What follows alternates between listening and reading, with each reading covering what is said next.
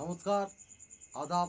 আমি Rafiq Sheikh, West Bengal India থেকে বলছি, পার্ট অফ ওয়ান প্যাসিভ। আমি ওয়ান প্যাসিভের এক গর্বিত ফাউন্ডার। সর্বপ্রথমে জানাই আমাদের সিও অ্যাশমুখারি স্যারকে অসংখ্য ধন্যবাদ জানাই ওপি চলপাল্টার মেন্টর গৌতম লস্করকে এবং ওপি চলপাল্টাই সকল মেন্টরকেদের নীতি আদর্শে, যেটা আমি ওয়ান প্যাসিভ সম্বন্ধে বুঝেছি যে ওয়ান প্যাসিভটা কেমন হবে।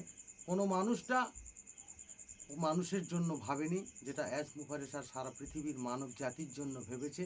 আর ওয়ান প্যাসিভটা কেন সারা পৃথিবীর মানুষ গ্রহণ করবে, সেইটার উদ্দেশ্যে আমি 2-4 লাইন কবিতা আপনাদের সামনে পেশ করছি যে ওয়ান প্যাসিভটা কেমন হবে।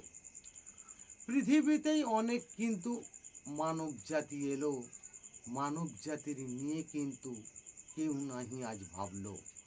মানব জাতি এসেছে কিন্তু গিয়েছে তারাই চলে, অল্প দিনে মানুষ কিন্তু গিয়েছে তাহার ভুলে।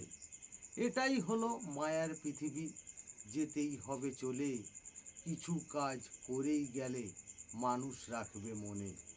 বড়ই মন তৈরি করলেই অনেক কিছুই করবে, নীতি আদর্শ ভালোই হলে তবেই তুমি বুঝবে। বোঝার তুমি চেষ্টা করোই, তবেই তুমি বুঝবে, ভালোই কাজ করতে গেলেই সময় একটু লাগবে। পেয়েছি আমরা ভালোই মানুষ, কাজ আমরাই করব, সারা পৃথিবীর মানব জাতির শান্তি বজায় রাখব। আমরা কিন্তু চলেই যাব এই পৃথিবী ছেড়ে, সারা পৃথিবীর মানব জাতি রাখবে আমাদের মনে। কেমন কাজ পেয়েছি আমরা একটু মনেই ভাবো, আমাদেরই সে কিন্তু অ্যাশমুখারেই জানো। ওয়ান প্যাসিভ যেটাই হবে সব কিছু আজ ভালো, সময় কিন্তু দেখিয়ে দেবে ওয়ান প্যাসিভের আলো।